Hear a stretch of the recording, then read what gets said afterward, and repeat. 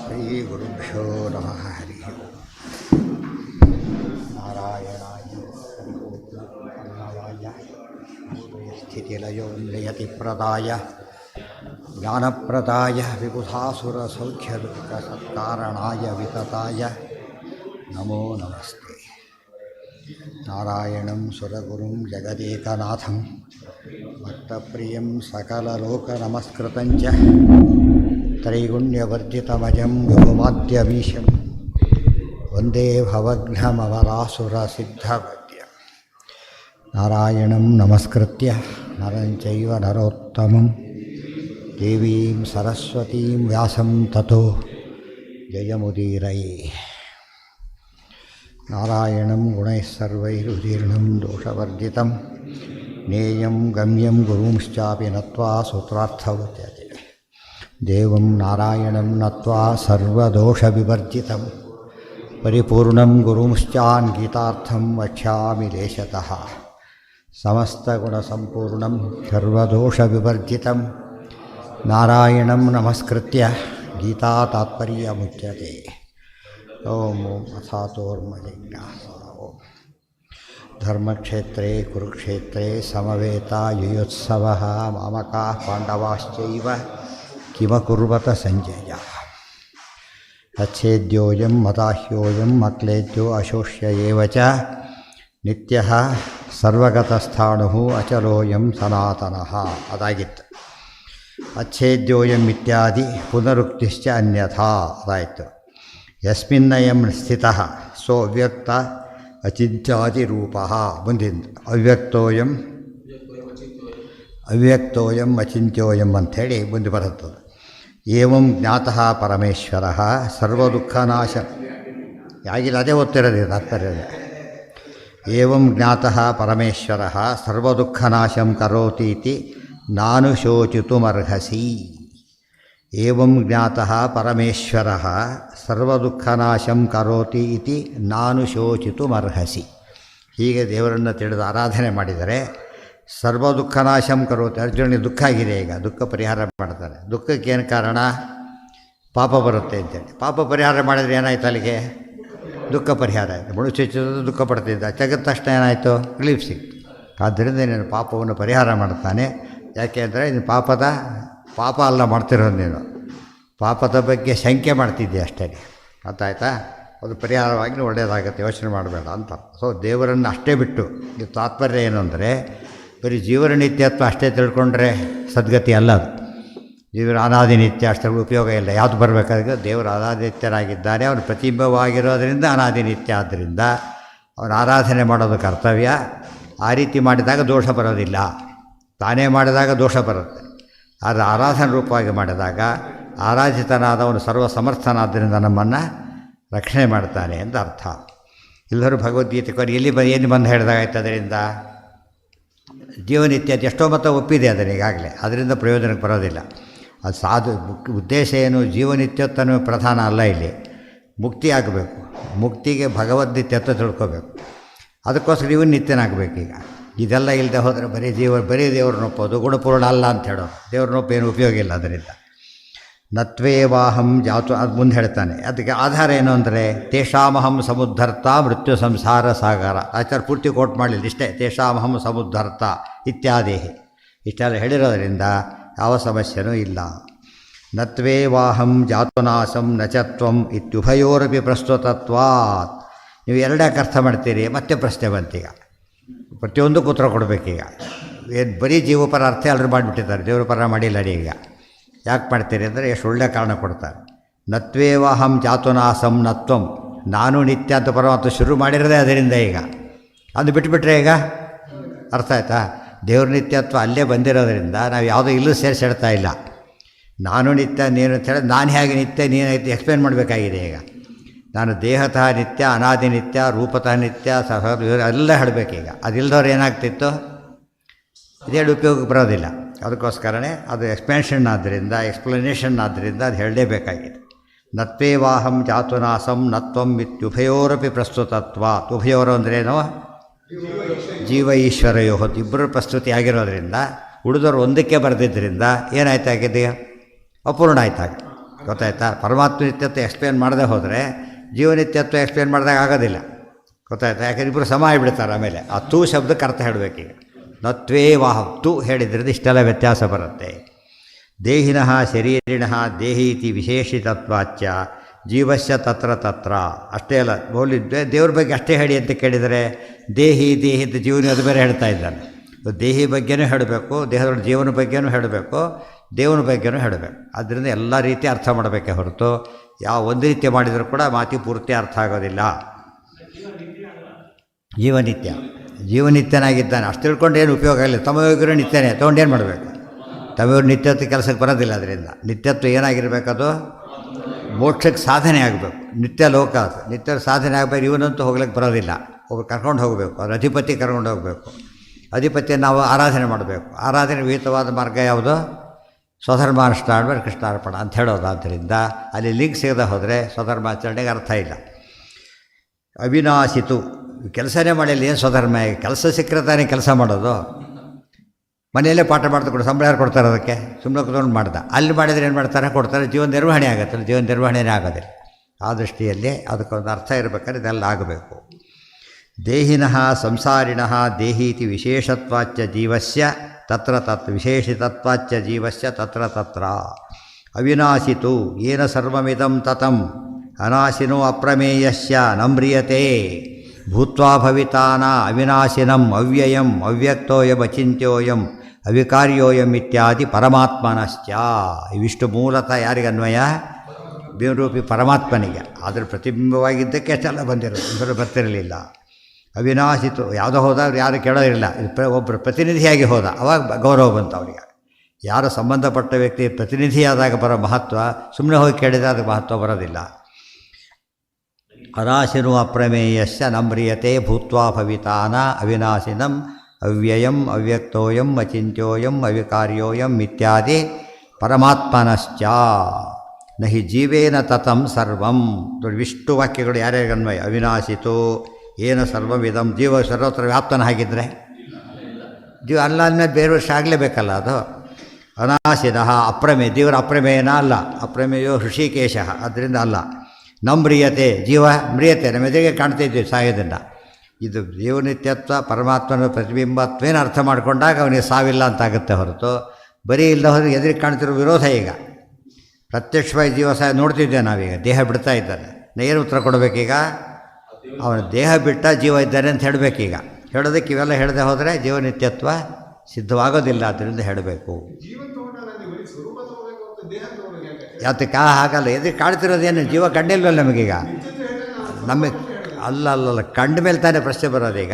ದೇಹಿ ಅಂತ ಕರೆದ್ರೆ ಈಗ ಗೊತ್ತಾ? ಗೃಹಿ ಅಂತ ಕರೆದ್ರು. ಗೃಹಿ ಅಂದರೆ ಏನು? ಗೃಹದೊಳಗಿರೋನು ಅಂತ ಅರ್ಥ. ಅದು ಗೃಹನೇ ಅಂತ ಆಗಲಿಲ್ಲ. ದೇಹಿ ಅಂತ ಕರೆದಾಗ ಏನಾಯಿತು? ಇರೋಣ ಅಂತ ಆಯ್ತು. ಈಗ ಯಾತಕ್ಕೆ ನಾವು ಮಾಡ್ತೀವಿ? ಅವ್ರಿಗೆಲ್ಲ ಗೊತ್ತು. ಯಾರಿಗೆ ಗೊತ್ತಿದೆ? ನಾವು ಇಷ್ಟೆಲ್ಲ ಹೇಳಿದ್ಮೇಲೆ ಗೊತ್ತಾಗಿದೆ. ಮೊದಲೆಲ್ಲಿ ಗೊತ್ತಿದೆ ನಮಗೆ? ಹೇಳಿತಾನೆ ಗೊತ್ತಾಗಿರೋದೆ. ಅದರಿಂದ ಅದು ಸರಿ. ಅದಿಲ್ಲ. ಅವ್ಯಕ್ತೋ ಬಚ್ಚಿ ಜೀವ ಅವ್ಯಕ್ತನ, ನಮಗೆ ವ್ಯಕ್ತನೇ. ನಮಗೆ ನಾವು ದೇವರು ನಮಗೆ ಅವ್ಯಕ್ತ. ನಮಗೆ ನಾವು ಅವ್ಯಕ್ತರಲ್ಲ, ನಮಗೆ ನಾವು ವ್ಯಕ್ತರು. ಸ್ವಲ್ಪ ಬೇರೆ ವಿಷಯ ಅಂತ ಆಯ್ತು. ಈಗ ನಮ್ಮದೇ ವಿಷಯ ಆಗಿದ್ದರೆ ಅವ್ಯಕ್ತ ಅಂತ ಹೇಳಬಾರ್ದಾಗ ವ್ಯಕ್ತ ಅಂತ ಹೇಳಬೇಕಾಗಿತ್ತು. ಆಮೇಲೆ ಅಚಿಂತ್ಯರೇನಲ್ಲ, ಚಿಂತೆಗೊಳಗಾಗರೆ ಹೊರತು ಅಚಿಂತ್ಯರೇನಲ್ಲ. ಗೊತ್ತಾಯ್ತಾ? ಚಿಂತೆಗೊಳಗಾಗತಕ್ಕಂಥ ಜೀವ ಅಚಿಂತ್ಯ ಪರಮಾತ್ಮನ ಹೇಗಾಗ್ತಾನೆ? ಅಚಿಂತ್ಯ ಅಂದರೆ ಯಾವ ಅರ್ಥದಲ್ಲಿ ಬಂತದೋ? ಸ್ತುತಿಯಾಗಿ ಬಂದಿದೆ, ಗ್ರೇಟ್ನೆಸ್ ಆಗಿ ಬಂದಿರೋದ್ರಿಂದ ಅರ್ಥ ಮಾಡಲೇಬಾರ್ದು. ನೀವು ಅರ್ಥ ಮಾಡೋಕ್ಕೆ ಬರೋದಿಲ್ಲ. ಸಾಯೋದಿಲ್ಲ, ಜೀವ ಸಾಯೋದಿಲ್ಲ. ದೇಹ ಸಾಯುತ್ತೆ ಕಾಣ್ತಿದ್ದೆ ನಾವೀಗ. ಅದ್ಮೇಲೆ ಏನು ಹೇಳಿದಾಗಾಯಿತು? ದೇಹದಿಂದ ಭಿನ್ನನಾದ ಜೀವ ಇದ್ದಾನೆ ಅಂತ ಹೇಳಿದಾಗಾಯಿತು. ಅವ್ಯಕ್ತೋಯಂ ಅಚಿಂತ್ಯೋಯಂ. ಎಷ್ಟು ಸತ್ಯ ಮನೆ ಬಿದ್ದೋಯ್ತು. ತಕ್ಷಣ ನೋಡಿದರು, ಅಯ್ಯೋ ಗೋಳಾಡಿದ್ರು ಪಾಪ. ಇಲ್ಲೆಲ್ಲ ಹೊರಗಿದ್ದವನು, ಓನರ್ ಹೊರಗಿದ್ದ. ಅವಾಗೇನಾಯಿತು? ಹಾಗಿದ್ರೆ ಸರಿ, ಹೊರಗಿದ್ದು ಬೈಗಿತ್ತ. ಸೊ ಜೀವ ಹೊರಗಿದ್ದಾನೆ. ಯಾವುದರಿಂದ? ಅಷ್ಟೇ. ಮನೆಯೊಳಗೆ ಹೋದಾಗ ಬರ್ತಾನೆ, ಹೊರಗೆ ಹೋದಾಗ ಬರ್ತಾನೆ. ಅಯ್ಯೋ ಹೊರಗೆ ಹೋದಾಗ, ಒಳಗೆ ಹೋದಾಗ ಗೃಹಿ, ಒಳಗೋದ ವ್ಯಕ್ತಿ ಮಾತ್ರ, ಗೃಹಿ ಅಲ್ಲ ಅವನಿಗೆ. ಅರ್ಥ ಆಯ್ತಾ? ಗೃಹದಲ್ಲಿ ಇರೋನೇ ಹೊರತು ಗೃಹನೇ ಅವನಲ್ಲ. ನಾವು ಗೃಹಿ ಶಬ್ದಕ್ಕೆ ಅರ್ಥ ಆಗಿ ಮಾಡೋದಾದ್ರೆ ದೇಹಿ ಶಬ್ದಕ್ಕೆ ಅರ್ಥ ಮಾಡಲೇಬೇಕಲ್ಲ. ದೇಹಕ್ಕೆ ಗೃಹ ಇದು, ಜೀವಕ್ಕೆ ಗೃಹ ದೇಹ. ಅರ್ಥ ಆಯ್ತಾ? ಆದ್ದರಿಂದ ಅದು ಈ ರೀತಿಯೇ ತಿಳಿಬೇಕು. ತಹಿ ಜೀವೇನ ತತಂ ಸರ್ವಂ. ಇಷ್ಟು ಕೊಟೇಶನ್ ಕೊಟ್ಟರಲ್ಲ, ಯಾತಕ್ಕೆ ಕೊಟ್ಟು ಎಲ್ಲ ಎಕ್ಸ್ಪ್ಲೇನ್ ಮಾಡ್ತಾನೆ. ಈಗ ಕೊಟೇಶನಲ್ಲಿ ಕೊಟ್ಬಿಟ್ಟು ಯಾತಕ್ಕೆ ಕೊಟ್ಟಿದ್ದು ಅಂದರೆ ಒಂದೊಂದನೇ ಪದ. ಈಗ ನಹಿ ಜೀವೇನ ತತಂ ಸರ್ವಂ ಶುರು ಮಾಡಿದ್ದೆ ಅದರಿಂದ ಅವಿನಾಶ ಏನ ಸರ್ವವಿಧಂ ತತಂ ಜೀವನದ ಸರ್ವತ್ರ ವ್ಯಾಪ್ತವಾಗಿಲ್ವಲ್ಲ. ನಚ ಮುಖ್ಯತ್ವ ಅಪ್ರಮೇಯಸೋ ಮುಖ್ಯನಾವನೂ ಅಲ್ಲ. ನಚನ ಮ್ರಿಯತೆ ಸಾಯುವುದಿಲ್ಲ ಅಂತಲ್ಲ. ನಚ ಅವಿನಾಶಿನಂ ನಿತ್ಯಮಿತಿ ನಿತ್ಯತ್ವ ಅತಿರಿಕ್ತಂ ಅವಿನಾಶಿತ್ವಂ ತಸ್ಯ ಪರಮಾತ್ಮನೇ ಜೀವನಿಗೆ ಅವಿನಾಶಿತ್ವ ನಿತ್ಯತ್ವ ಎರಡು ಪದ ಇದೆ. ಈಗ ಎರಡು ಪದನೂ ಜೀವನಿಗೆ ಕೊಡೋದಿಲ್ಲ, ಒಂದು ಕೊಡುತ್ತಷ್ಟೇ. ಸ್ವರೂಪತ ಅವಿನಾಶನೇ ಹೊರತು ದೇಹಕ್ಕೆ ನಾಶ ಇದೆ, ದೇವರಿಗೆ ಎರಡೂ ಇಲ್ಲ. ನಚ ಅಬ್ಸಲ್ಯೂಟ್ ಸೆನ್ಸ್ನಲ್ಲಿ ಜೀವನಿಗೆ ಬರಲಿಲ್ಲ, ದೇವರಿಗೆ ಬಂತದು. ನಚ ಅವ್ಯಕ್ತತ್ವಂ ಅವಿಕಾರ್ಯತ್ವಂಚ ಮುಖ್ಯಂ ಮುಖ್ಯತಃ ಅವ್ಯಕ್ತತ್ವವಾಗಲಿ ಅವಿಕಾರ್ಯತ್ವವಾಗಲಿ ಜೀವನಿಗೆ ಎಲ್ಲಿದೆ? ಜೀವನಿಗೆ ವಿಕಾರ ಇದೆ. ಏನು ವಿಕಾರ ಇದೆ? ದೇಹ ಬಿಡೋದು ಹೋಗೋದು, ಆಮೇಲೆ ಬೆಳೆಯೋದು ಗಿಳಿಯೋದು, ವೃದ್ಧನ ಆಗೋದು ಎಲ್ಲ ಇದೆ. ಜೊತೆಗೆ ಸುಖ ದುಃಖಗಳೇ ಇಲ್ಲ. ದಿನ ಬೆಳಗಾರ ವಿಕಾರ ಇದ್ದಿದ್ದೇನೆ, ಗೊತ್ತಾಯ್ತಾ? ಆದ್ದರಿಂದ ದೇವರಿಗೆ ಅದೆಲ್ಲ ಇಲ್ಲ, ದೇವರಿಗೆಲ್ಲ. ಆದ್ದರಿಂದ ವಿಕಾರಿತ್ವ ಜೀವನಿಗಿದೆ ಮುಖ್ಯಂ. ಮತ್ತು ಮುಕ್ತರಲ್ಲೂ ಕೂಡ ದೋಷ ಮಾಡಿದರೆ ಆನಂದ ಹ್ರಾಸರೂಪವಾದ ವಿಕಾರ ಇದೆ, ಆನಂದ ಹ್ರಾಸರೂಪ, ಅದೆಲ್ಲ ಫೈನಲ್, ಅದು ಆಟೋಮೆಟಿಕ್ ಅಲ್ಲ, ಅದು ಯಾವುದು ಕೂಡ. ಆದ್ದರಿಂದ ಹಾಗಿದೆ. ನಚ ಭೂತ್ವಾ ಭವಿತಾವ ನಾ ಇತಿ ದೇಹಶ್ಯಾಪಿ ಅನುತ್ಪ ಜೀವನಿಗೆ ದೇಹ ಉತ್ಪತ್ತಿ ಇಲ್ಲ ಅಂತಲ್ಲ, ದೇವರಿಗೆ ದೇಹ ಉತ್ಪತ್ತಿ ಇಲ್ಲ, ಅದೊಂದು ವ್ಯತ್ಯಾಸ ಇದೆ. ಇವಿಷ್ಟು ಎರಡೆರಡಾಯಿತು. ಜೀವನ ಈಶ್ವರ ಭೇದ ಕೂಡ ಹೇಳಿದಾಗ ಸ್ಪಷ್ಟ ಭೇದ ಹೇಳ್ತಾ ಇದ್ದ. ಇದರಲ್ಲಿ ಒಂದು ಕೂಡ ಉತ್ತರ ಕೊಡೋಕ್ಕೆ ಬರದೇ ಹೋದಾಗ ಜೀವೇಶ್ವರ ಅಭೇದ ಹೇಳೋದಕ್ಕೆ ಹೇಗೆ ಸಾಧ್ಯ? ಪರಮಾತ್ಮನಸ್ತು ದೇಹ ವಿಯೋಗಾದಿಕಮಪಿ ನಾಸ್ತೀತಿ ಅವಿನಾಶಿ ಇತ್ಯಾದಿ ವಿಶೇಷಣಂ ಯಸ್ಮಾತ್ ಏವಂ ಭೂತಃ ತಸ್ಮಾತ್ ಸಯೇವ ಸ್ವತಂತ್ರ. ಇಷ್ಟೆಲ್ಲ ಗುಣ ಪರಮಾತ್ಮ ಹೊಂದಿರೋದ್ರಿಂದ ಅವನು ಸ್ವತಂತ್ರ ಬಿಂಬ. ಸ್ವತಂತ್ರ ಅಂದರೆ ಬಿಂಬ. ತೀವರೆಲ್ಲ ಕೂಡ ಏನು? ತದಧೀನಂ ಮನ್ಯತ್ ಸರ್ವಂ. ಉಳಿದೆಲ್ಲ ತದಧೀನಂ ಅಂದರು ಒಂದೇ, ಅಸ್ವತಂತ್ರಂ ಅಂತ. ಅಸ್ವತಂತ್ರ ಅಧೀನತನ ಅರ್ಥ ಅದಕ್ಕೆ. ಅತಃ ಸಯೇವ ಸರ್ವಪುರುಷಾರ್ಥದ, ಅದಕ್ಕೆ ಅವನೇ ಸರ್ವಪುರುಷಾರ್ಥಗಳನ್ನು ಕೊಡುವವನು. ಅತಃ ತತ್ಪೂಜಾ ಸತ್ಕರ್ಮ ಏವ. ದೇವ್ರ ಪೂಜೆ ಮಾಡಬೇಕು. ದೇವ್ರ ಪೂಜೆಗೆ ಅರ್ಥ ಈಗ ಗೊತ್ತಾಯ್ತಾ? ಬೆಳಗ್ಗೆ ಕುತ್ಕೊಂಡ್ಬಿಟ್ಟು ಆಮೇಲೆ ಮಾಡಲಿಕ್ಕೆ ಶುರು ಮಾಡ್ದ. ಮತ್ತು ಪೂಜೆ ಕಾಲ ಪೂಜೆನೇ, ಆಮೇಲೆ ಯಥಾ ಪ್ರಕಾರ ಮಾಡ್ದ, ತಪ್ಪದು. ಅದಕ್ಕೆ ಪ್ರತಿಯೊಂದು ಕರ್ಮನ ದೇವ್ರ ಪೂಜೆ ಅಂತ ಹೇಳಿದಾಗ ದೇವ್ರ ಪೂಜೆ ಮಾಡೋಕ್ಕೆ ಅರ್ಹತೆ ಏನು ಮಾಡಬೇಕು? ನಾವು ಅರ್ಹತೆ ಬರಲಿಕ್ಕೆ ಸತ್ಕರ್ಮ ಮಾಡಿರಬೇಕು, ದುಷ್ಕರ್ಮ ಮಾಡಿರಬಾರ್ದು, ಗೊತ್ತಾಯ್ತಾ? ಅದು ಮೇಂಟೈನ್ ಮಾಡಬೇಕೀಗ. ಬೆಳಗ್ಗೆ ದೇವ್ರ ಪೂಜೆ ಆಗಬೇಕು, ಅದು ಉಪವಾಸ ಇರೋದಿಲ್ಲ, ಬೆಳಗ್ಗಿನಿಂದ ಇರೋರಿಗೆ ಹೇಳ್ಬೇಕು, ಊಟ ಮಾಡಬೇಡವ್ರಿಗೆ ಅರ್ಥ ಆಗಲ್ಲ. ಅದ್ರ ಬೆಳಗ್ಗೆ ತಿಂದು ಕಾಫಿ ಮುಗಿಸಿ ಆಮೇಲೆ ದೇವ್ರ ಪೂಜೆ ಮಾಡಿದರೆ ಅರ್ಥ ಇಲ್ಲ ಅದಕ್ಕೆ. ಇವತ್ತು ಆ ದೃಷ್ಟಿಯಲ್ಲಿ ಯೋಚನೆ ಮಾಡಿದರೆ ನಿಯಮಕ್ಕೆ ಬದ್ಧನಾಗಬೇಕಾಗತ್ತೆ ಜೀವ. ಇಲ್ಲದೆ ಹೋದ್ರೆ ಏನು ಮಾಡೋಕ್ಕೆ ಸಾಧ್ಯ ಇಲ್ಲ, ಸತ್ಕರ್ಮ ಆಗ್ಲಿಕ್ಕೆ ಸಾಧ್ಯ ಇಲ್ಲ. ಅಡುಗೆ ಮಾಡು ಅಂತ ಹೇಳಿದೆ, ಯಾರೋ ಬಂದರು. ಅಡುಗೆ ಮಾಡಿದ ತಕ್ಷಣ ಅಡುಗೆ ಮಾಡ್ಲಿಕ್ಕೆ ಹೋದ್ರೆ ಸಾಧ್ಯ ಇಲ್ಲ. ಏನು ಮಾಡೋದು ಫಸ್ಟ್ ಅವನೀಗ? ಬೇಕು, ಸ್ನಾನಾದಿಗಳು ಮಾಡಬೇಕಲ್ಲ ಫಸ್ಟ್. ಅವನು ಬಂದ ಅಡುಗಿಟ್ಟೇ ಬಿಟ್ಟ. ಅಡುಗೆ ಮಾಡಿ ಅಂಥೇಳಿ, ಸ್ನಾನ ಮಾಡಿ ಅಂತ ಹೇಳಿಲ್ವ ಅಂತ ಕೇಳಿದರೆ, ಸೊ ದೇವ್ರನ್ನ ಇದಕ್ಕೆ ಅಡುಗೆ ಬರ್ಬೇಕಾದ್ರೆ ಏನಾಗಿರಬೇಕು? ಅಂಡರ್ಸ್ಟುಡ್. ಅದನ್ನ ಹೇಳಿಲ್ಲ ಅಂತ ಹೇಳೋದಲ್ಲ. ಒಂದು ವಿಷಯ ಹೇಳಿದ್ರೆ ಆಫೀಸ್ಗೆ ಹೋಗಿ ಹೋದ ಬಂದ ಅಷ್ಟೇ, ಹೋಗಿ ಬಂದೆ ಅಷ್ಟೇ. ಕೆಲಸ ಮಾಡ್ಕೊಂಬ ಅಂತ ಹೇಳಿದರೆ ಬರೀ ಹೋಗಿ ಬಂದರೆ ಏನು ಮಾಡಬೇಕು? ಅವಕ್ಕೆಲ್ಲ ಮಾತಿಗೆ ಅದೆಲ್ಲ ಸೇರಿರುತ್ತೆ ಅಂತ ಅರ್ಥ. ಅತಃ ತತ್ಪೂಜಾ ಸತ್ಕರ್ಮ ಏವ. ದುಷ್ಕರ್ಮಾಚರಣೆ ಮಾಡಿದಾಗ ಅವನೇನು ಪೂಜೆ ಮಾಡೋ ಅರ್ಹತೆ ಕಳ್ಕೊಂಡ್ಬಿಡ್ತಾನೆ. ದೇವ್ರ ಪೂಜೆ ಮಾಡೋದಕ್ಕೆ ಎಲಿಜಿಬಲ್ ಆಗೋದಿಲ್ಲ, ಭಾಳ ಮುಖ್ಯ ಅದು. ಅತಃ ತದರ್ಥಂ ಯುದ್ಧಸ್ವ. ಅದಕ್ಕೋಸ್ಕರ ಏನು ಮಾಡಬೇಕು? ನೀನೀಗ ಯುದ್ಧ ಮಾಡಬೇಕೀಗ. ಯಾತಕ್ಕೆ? ಕರ್ಮವಾಗಿರೋದ್ರಿಂದ. ಎಂಥ ಕರ್ಮ ಅದು? ಸತ್ಕರ್ಮ ಆಗಿದೆ. ಕ್ಷತ್ರಿಯೇತರನಾಗಿದ್ದರೆ ಅದು ಬೇರೆ, ಕ್ಷತ್ರಿಯನಾಗಿದ್ದಕ್ಕೋಸ್ಕರ ಸತ್ಕರ್ಮವಾಗಿ ಮಾಡಲೇಬೇಕು ನೀನು ಅದನ್ನು. ಹಂತುಂ ತೇಷಾಂ ಸಾಮರ್ಥ್ಯಂ ಅನ್ಯೇಷಾಂ ಅಂತವಂತ ಏವ ದೇಹ. ಉಳಿದವರ ದೇಹಗಳೆಲ್ಲ ಅಂತವಂತನೇ, ನಾಶ ಇರವೇ. ಪ್ರಾಕೃತ ದೇಹಿನಶ್ಚ, ಪ್ರಾಕೃತ ದೇಹದ ಸಂಪರ್ಕನೂ ಬರುತ್ತೆ. ಅಥವಾ ಅಸ್ವತಂತ್ರತ್ವಾತ್ ನ ಹಂತುಂ ತೇಷಾಂ ಸಾಮರ್ಥ್ಯಂ. ಹೀಗೆ ಅಸ್ವಾತಂತ್ರ್ಯ ಇರೋದರಿಂದ ಜೀವರಿಗೆ ಕೊಲ್ಲೋ ಸ್ವಾತಂತ್ರ್ಯನೇ ಇಲ್ಲ. ನಿತ್ಯತ್ವಾನ್ನ ಹನ್ಯತೇಚ. ಅವನು ಸಾಯೋದಿಲ್ಲ, ನಿತ್ಯ. ಅವನು ಕೊಲ್ಲೋದಿಲ್ಲ, ಅಸ್ವತಂತ್ರ. ಆದ್ದರಿಂದ ಅವನು ಕೊಲ್ಲೋನು ಅಂತ ತಿಳಿಯೋನಾಗಲಿ, ಅದು ಸತ್ತ ಅಂತ ತಿಳಿಯೋದಾಗಲಿ ಕೂಡ ಏನದು ತಪ್ಪು ತಿಳುವಳಿಕೆ. ಉಹೌ ತವನೋ ವಿಜಾನೀತಃ ನಾಯಂ ಹಂತ್ಯ ನ ಹನ್ಯತೆ ಆಯಿತು. ಹೌದು. ಯಾವುದಕ್ಕೆ? ಯಾರಿಗೆ? ಎಲ್ಲ ದೇವರಿಗೆ ಅನ್ವಯ. ಇವೆಲ್ಲ ಜೀವರಿಗೆ ಅಪ್ಲಿಕ ವಿಷಯನೇ ಅಲ್ಲ. ಹೇಳಿದರೆ ಒಂದು ಲೆಟ್ರ್ ಬಂತಪ್ಪ, ಲೆಟ್ರಲ್ಲಿ ಏನಿದೆ? ಹೆಸರು ಒಂದೇ, ಇನಿಷಿಯಲ್ಲು ಒಂದೇ, ಕೊನೆಗೇನು ಹಾಕಿದ್ದಾರೆ? ಹೆಡ್ ಆಫ್ ದಿ ಆಫೀಸ್ ಅವನು. ಇನ್ನೊಬ್ಬರು ಅದೇ ಹೆಸರು ಅಟೆಂಡರ್ ಅವನು, ಗೊತ್ತಾಯ್ತಾ? ಅವನು ತೊಗೊಳಗಿಲ್ಲ ಅವನು. ಯಾತಕ್ಕೆ? ಡಿಸಿಗ್ನೇಷನ್ ಅದಲ್ಲ, ಗೊತ್ತಾಯ್ತಾ? ಇವೆಲ್ಲ ಹೆಸರೇ ಬೇರೆ ಆಗಿರೋ ಸಮಸ್ಯೆ ಬರ್ತಿದ್ದಿಲ್ಲ, ಹೆಸರು ಬೇರೆ ಆಗಿದ್ದರೆ. ಬಟ್ ಹೆಸರು ಒಂದೇ ಆಯಿತು, ಒಂದು ಇನಿಷಿಯಲ್ ಚೇಂಜ್ ಆದರೆ ಅದು ಆಗೋಯಿತು. ಆಮೇಲೆ ಏನು ಮಾಡಿದೆ, ಸೇಮ್ ಇನಿಷಿಯಲ್ಸು. ಅವ ಯಾವ್ದು ಹುಡುಕ್ಬೇಕು, ನೆಕ್ಸ್ಟ್ ಯಾವ್ದು ಹುಡುಕ್ಬೇಕೀಗ? ಇದು ಹುಡುಕ್ಬೇಕು, ಅವ್ನ ಪೊಸಿಷನ್ ನೋಡಿ ಅರ್ಥ. ಓ ಸರಿ, ಹಾಗೆ ಇದನ್ನು ಯೋಚನೆ ಮಾಡಿದರೆ ಅದನ್ನು ಹಾಕ್ತಾನೆ ಅಡ್ರೆಸ್ ಕೊಡಬೇಕಾದ ಅವನೀಗ. ಎಲ್ಲೋ ಹೋಗಿ ಎಲ್ಲೋ ಕೊಳ್ಳೋಕ್ಕೆ ಬರೋದಿಲ್ಲ. ಮೊದಲು ಬೆಂಗಳೂರಿಗೆ ಬರಬೇಕು, ಅದು ಆಮೇಲೆ ಈ ಏರಿಯಾಗೆ ಬರಬೇಕು, ಕ್ರಾಸಿಗೆ ಬರಬೇಕು, ಆ ಮನೆ ಸಿಗಬೇಕು, ರಿಜಿಸ್ಟ್ರಿ ಪೋಸ್ಟ್ ಅವನು ಸಿಗಬೇಕು. ಇಷ್ಟೆಲ್ಲ ಬಂತು. ಇಷ್ಟೆಲ್ಲ ಇದೆ. ಬಂದು ತಪ್ಪಿದ್ರೆ ಏನಾಗ್ತಿತ್ತು? ಯಾರಿಗೆ ಬೇಕಾದ್ರೆ ಕೊಟ್ಟೋ, ಜೀವ ಭೇದ ಇಲ್ಲದೆ ಹೋಗಿ ಯಾರಿಗೆ ಕೊಟ್ಟೋಗ ಯಾ ತೊಗೊಂಡೋಗ್ರೆ ಮುಗಿದೋಗಿ ತಾನೇ ತೊಗೊಂಡ್ರೆ ಆಗಿ ಹೋಗ್ತಿತ್ತು. ಉಳಿದೋಗಿ ಯಾಕೆ ಕೊಡಬೇಕು? ಅದಿಲ್ಲ. ತನಗೂ ಇನ್ನೊಬ್ರಿಗೆ ಭೇದ ಇಲ್ಲದೆ ಹೋಗಿದ್ದರೆ ಪೋಸ್ಟ್ ಮ್ಯಾನ್ ಎಂಬ ತಾನೇ ತೊಗೊಂಡ್ಬಿಡ್ತಿದ್ದ ಅವನು. ಅದು ಯಾರ್ಯಾರು ತೀರ್ಮಾನ ಮಾಡಿಬಿಡ್ತಿತ್ತು. ಇಷ್ಟು ವ್ಯವಸ್ಥೆ ಇದ್ದೇ ಅನ್ಯಾಯ ಆಗ್ತಿದೆ, ಇಲ್ಲದ್ರೆ ಏನಾಗ್ಬೋದಾಗಿತ್ತು. ಅಥವಾ ಅಸ್ವತಂತ್ರತ್ವಾತ್ ನ ಹಂತುಂ ತೇಷಾಂ ಸಾಮರ್ಥ್ಯಂ ನಿತ್ಯತ್ವಾನ್ನ ಹನ್ಯತೆ ಚ ತಸ್ಮಾತ್ ಹಂತ ಹತ ಇತಿ ಮನ್ಯಮಾನೋ ನ ವಿಜಾನೀತಃ. ತಿಳುವಳಿಕೆಯಿಲ್ಲದವರು. ಯಸ್ಮಾದ್ ಅಯಮೇವ ಪರಮೇಶ್ವರ ಶರೀರವಿಯೋಗ ರೂಪೇಣ ಅಪಿ ನ ಮ್ರಿಯತೆ ತತ್ಸಂಯೋಗ ರೂಪೇಣ ಅಪಿ ನ ಜಾಯತೆ ಜೀವವತ್ ಕದಾಪಿ. ಜೀವನಂತೆ ದೇವರಿಗೆ ದೇಹ ಬರೋದಾಗಲಿ ಬರೋ ಹೋಗೋದಾಗಲಿ ಇಲ್ಲ. ಆದ್ದರಿಂದ ಅತ್ಯಂತ ಭಿನ್ನನಾಗಿದ್ದಾನೆ. ಅತಃ ಸಯೇವ ಸ್ವತಂತ್ರತ್ವಾತ್ ಸರ್ವಸ್ಯ ಹಂತ. ಜೀವ ಇವತ್ತು ಒಬ್ಬಳು ಮೇಲಿದ್ದಾನೆ, ಅವನು ಬಿಡಿ ಮಡ್ನೀರು ಹಾಕ್ತಾರೆ, ಒಬ್ಬರಿಗೆ ಸ್ನಾನಕ್ಕೆ ನೀರು ಹಾಕ್ತಾರೆ. ಆಮೇಲೆ ಸ್ನಾನ ಮಾಡಿದೆ ಮಡಿ ಆದ ಇವನೀಗ. ಅವನು ಮತ್ತೆ ಸ್ನಾನಕ್ಕೆ ಹೋದ್ರೆ ಹಾಕಿರೋನು ಯಾಕೆ ನಾನು ಸ್ನಾನ ಮಾಡಿದ್ದಿಲ್ಲ, ಅದು ಎಲ್ಲ ಮಾಡಿದ್ದೆಲ್ಲ ವೇಸ್ಟ್ ಆಗೋಯ್ತು. ಅವನೇನಾಗಿರ್ಬೇಕು, ಅವನು ಮಡಿಯಲ್ಲಿ ನೀರು ಹಾಕೋನು ಮೈಲಿಗೆ ಅವನಿಗೆ ಅವ್ರು ಸ್ವತಃ ಮಡಿಯಾಗಿರ್ಬೇಕು ಫಸ್ಟ್. ಆದ್ದರಿಂದ ಪರಮಾತ್ಮ ಶುದ್ಧನಾಗಿಲ್ಲದೆ ಹೋದರೆ ಅಶುದ್ಧ ಏನೇ ಉದ್ಧಾರ ಮಾಡ್ತಿದ್ದ ಈಗ. ಅದು ಬಹಳ ಮುಖ್ಯವಾದ ಅಂಶ. ಈಗ ನಾವು ಸ್ನಾನ ಮಾಡೋದಿಲ್ಲ, ಸ್ನಾನ ಮಾಡಿ ಆಗಿದೆ ಅಂಥೇಳಿ. ದೇವರಿಗೆ ಪ್ರಶ್ನೆಯೇ ಮೈಲಿಗೆನೇ ಆಗಿಲ್ಲ, ಆದ್ದರಿಂದ ಸ್ನಾನದ ಪ್ರಶ್ನೆಯೇ ಇಲ್ಲ.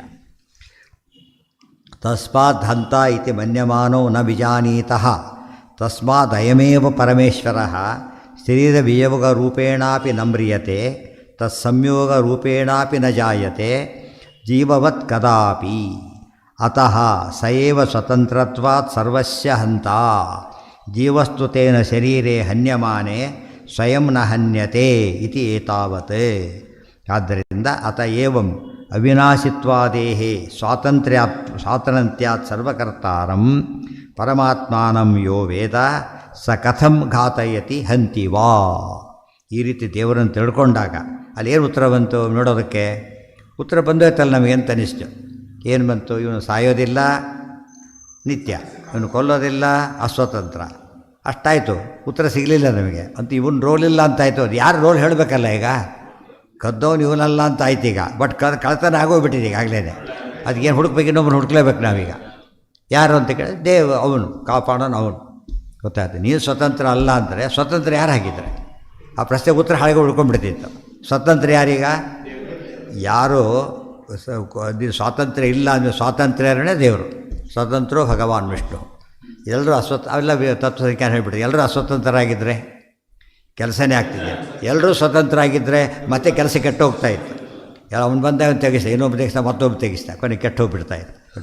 Two many cooks spoil this ಅಂತಾರಲ್ಲ, ಹಾಗೆಲ್ಲ ಮಾಡಿಕೊಡೋದು. ಒಬ್ಬರು ಉಪ್ಪು ಹಾಕಿದ್ದು ಎಲ್ಲರೂ ಕೂಡ ಅದು ಕೊನೆಗೆ ಏನಾಗಿರುತ್ತೆ, ಉಪ್ಪಿನ ಬೂಟಿ ಆಗಿರ್ಬೋದು, ಏನು ಉಪಯೋಗಕ್ಕೆ ಬರೋದಿಲ್ಲ. ಸ್ವಾತಂತ್ರ್ಯ ಇರಬೇಕು ಅದಕ್ಕೆ ಒಬ್ಬರಿಗೆ. ಲೋಕದಲ್ಲೇ ಇದೆ. ಅವ್ರ ಹೆಸರಿಗೆ ಒಬ್ಬ ಚೀಫ್ ಅಂತ ಇರಬೇಕು. ಗೌರ್ಮೆಂಟ್ ಬಿದ್ದೋಯ್ತು ಅಂತ ಅವು ಏನು ಮಾಡ್ತಾರೆ? ಒಬ್ಬ ಅದಕ್ಕೆ ರಾಜ್ಯಪಾಲರ ಕಾನ್ಸೆಪ್ಟ್ ಯಾಕೆ ಬಂತು ಅಂದರೆ ಇಲ್ಲದವ್ರು ಅರಾಜಕತೆ ಬರ್ತಿತ್ತು. ಆಗ ಆ ಕಾಲಕ್ಕೆ ರಾಜ್ಯ ಪಾಲನೆ ಮಾಡಬೇಕಾದ್ರೆ, ಆ ಕಾಲಕ್ಕೆ ರಾಜ್ಯ ಪಾಲನೆ ಮಾಡೋದು ಫುಲ್ ಅಲ್ಲ, ಆ ಮಟ್ಟಿಗೆ ಒಂದು ವ್ಯವಸ್ಥೆ ಇರಬೇಕು. ಆಫೀಸ್ ಮುಖ್ಯಾಶ್ವರದ ಇನ್ಚಾರ್ಜ್ ಕೊಡ್ತಾರಲ್ಲ, ಅದೊಂದು ವ್ಯವಸ್ಥೆ ಹಾಗೇನೆ. ಮುಖ್ಯಸ್ಥ ಇಲ್ಲದೆ ಹೋಗ್ಬಿಟ್ರೆ ಏನಾಗುತ್ತೆ? ಎಲ್ಲ ಕಡೆ ನಿಂತು ಹೋಗ್ಬಿಡುತ್ತೆ. ರೊಟೀನ್ ವರ್ಕೇ ನಡೀಲಿಕ್ಕಾಗೋದಿಲ್ಲ. ಅದು ಬೇಕು. ಇದನ್ನು ಅರ್ಥ ಮಾಡ್ಕೊಂಡು ನಮ್ಮ ಇದಕ್ಕೆ ತಂದ್ಕೊಂಡಾಗ ಅದು ಸಿದ್ಧಾಂತ ಆಗಿಬಿಡುತ್ತೆ ಅಷ್ಟೆ. ನಾವು ಆಫೀಸಿನ ವ್ಯವಸ್ಥೆ ಅರ್ಥ ಆಯಿತು ಅಂದರೆ ದೇವರನ್ನು ಒಪ್ಪಲೇಬೇಕಾಗ್ತದೆ, ಜಗತ್ತಿಗೆ ಅಸ್ವಾತಂತ್ರ್ಯನೂ ಒಪ್ಪಬೇಕಾಗತ್ತೆ, ಎಲ್ಲ ಸಿದ್ಧ ಆಗುತ್ತೆ. ಸಯೇವ ಸ್ವಾತಂತ್ರ್ಯ ಸರ್ವಸ್ಯ ಹಂತ. ಅವ್ರು ಕೇಳಬೇಕು ಅವ್ರಿಗೆ, ದೇವರಿಲ್ಲ ಅಂತ ಹೇಳಿದ್ರೆ, ಆಫೀಸರ್ ಇಲ್ಲ ಅಂತ ಹೇಳಿ ಆಗಿದ್ರೆ ಅಂತ ಕೇಳಬೇಕು. ಇದಾಗುತ್ತೆ ಇದಾಗುತ್ತೆ. ಒಂದು ಸಣ್ಣ ಆಫೀಸ್ ನಡಿಬೇಕಾದ್ರೆ ಇಷ್ಟೆಲ್ಲ ವ್ಯವಸ್ಥೆ ಬೇಕಾದರೆ ಜಗತ್ತಿದು ಮತ್ತೆ ಧಾತಾ ಯಥಾಪೂರ್ವ ಅಕಲ್ಪಯತ್. ಇಂಥ ಜಗತ್ತಿನ ಪ್ರವರ್ತನೆ ಆಗಬೇಕಾದ್ರೆ ಏನಾಗಿರ್ಬೇಕದು? ಒಬ್ಬರು ಇರಲೇಬೇಕು ಸ್ವಾಮಿ. ಅವನು ಇಷ್ಟು ಜನ ಇದ್ದಾಗ ಅವ್ನು ಎಂಥ ಸರ್ವಜ್ಞನಾಗಬೇಕು, ಸರ್ವಕರ್ತೃತ್ವ ಇರಬೇಕು. ಜನ ನೋಡ್ಕೊಂಡು ಹೇಳ್ತಾರೆ, ಕೆಲವರು ಹೇಳ್ತಾರೆ ಅಷ್ಟು ಅಧಿಕಾರಿ ಮೇಲೆ ಅಧಿಕಾರಿ ನಾವು ಭಾರಿ ಗ್ರೇಟ್ ಅಂತ. ಇರೋದೇ ಇಬ್ಬರು, ಇವರು ಹೆಡ್ಡು ಅವ್ರು ಟೇಲ್ ಅಷ್ಟೇ. ಇಷ್ಟೇನ ಪಾಪ ಅಂತ ಹೇಳ್ಬಿಡ್ತು. ಅದೇನು ಚಿಕ್ಕ ಆಫೀಸು, ಯಾವುದಿದೆ ಇಲ್ಲ, ಕೆಲಸ ಅವನೇ ಎಲ್ಲ ಮಾಡ್ಕೋಬೇಕು, ಅದಕ್ಕೆ ಅರ್ಥ ಇರೋದಿಲ್ಲ. ಎಲ್ಲ ಇದ್ದಾಗ ವೈಭವ ಅದು ಅದಕ್ಕೆ ಏನಂತ ಹೇಳಿದರು, ಬ್ರಹ್ಮಾಂಡಂ ವರಮಂದಿರಂ ಸುರಗಣ ಯಸ್ಯ ಪ್ರಭೋ ಸೇವಕಾ. ಬ್ರಹ್ಮಾಂಡ, ಇಡೀ ಬ್ರಹ್ಮಾಂಡನೇ ಅವನ ಮನೆ. ಅವರಿವರೆಲ್ಲ ಸುರಗಣ ಯಸ್ಯ ದೇವ, ಅವರೆಲ್ಲರೂ ಈತನ ಸೇವಕರು. ಆಗ ನಮಗೆ ಭಾರಿ ಗ್ರೇಟ್ ಅಂತ ಅನಿಸುತ್ತೆ. ಅದು ಮಹಾತ್ಮ್ಯ ಜ್ಞಾನ. ಮಹತ್ವ ಜ್ಞಾನ ಅಂದರೂ ಒಂದೇ, ಮಹಾತ್ಮ್ಯ ಜ್ಞಾನ ಅಂದರೂ ಒಂದೇ. ಮಹತ್ವ ಅಂದ್ರೇನು? ದೊಡ್ಡವರು ಅಂತ ದೊಡ್ಡವರು ತಿಳ್ಕೊಂಡಾಗೆಲ್ಲ ಭಕ್ತಿ ಬರಲಿಕ್ಕೆ ಶುರುವಾಗುತ್ತೆ. ದೇವರು ಭಾರಿ ದೊಡ್ಡವರು ಅಂತ ತಿಳ್ಕೊಂಡಾಗ ಭಾರಿ ಭಕ್ತಿ ಬರುತ್ತೆ.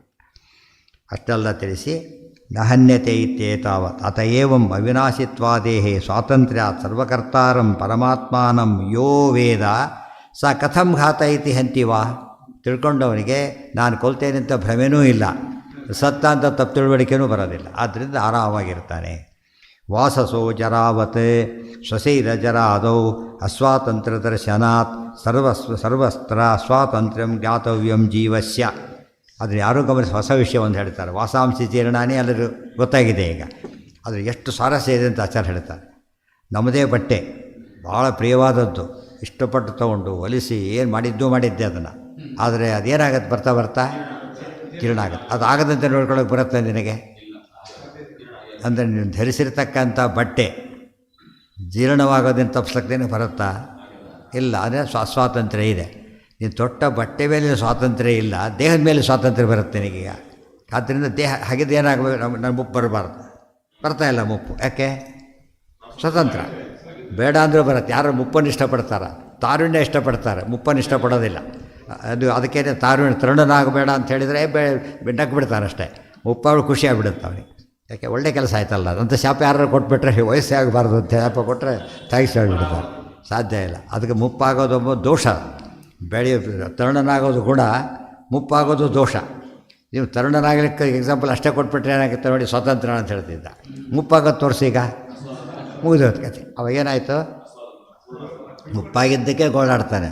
ಸಾಯ್ಬೇಕಾದ್ರೆ ಭಾರಿ ಗೋಳಾಡ್ತಾನೆ ಅಂದಮೇಲೆ ಅವನಿಗೆ ಸ್ವಾತಂತ್ರ್ಯ ಇಲ್ಲ ಅಂತ ಕನ್ಫರ್ಮ್ ಆಯಿತು. ಅವ್ರಿವ್ರ ಮೇಲೆ ಸ್ವಾತಂತ್ರ್ಯ, ದೇಹದ ಮೇಲೆ ಸ್ವಾತಂತ್ರ್ಯ ಇಲ್ಲ. ದೇಹದ ನಾವು ಧರಿಸಿರೋ ವಸ್ತ್ರದ ಮೇಲೆ ಸ್ವಾತಂತ್ರ್ಯ ಇಲ್ಲದೆ ಹೋದಾಗ ಇರ್ತಾಗ ದೇಹದಲ್ಲಿ ಸ್ವಾತಂತ್ರ್ಯ ಇಲ್ಲ ಅಂದಮೇಲೆ ಏನು ಮಾಡಬೇಕೀಗ? ಸ್ವಾತಂತ್ರ್ಯ ಒಬ್ಬ ಇರಲೇಬೇಕು. ಅವನು ಮೆಚ್ಚಬೇಕಾದ್ರೆ ಹೇಳಿದ್ದು ಮಾಡಲೇಬೇಕು ನಾವು. ನಮ್ಗೆ ಆಪ್ಷನ್ ಹೊರಟೋಯ್ತು ಈಗ, ಕಂಪಲ್ಸರಿ.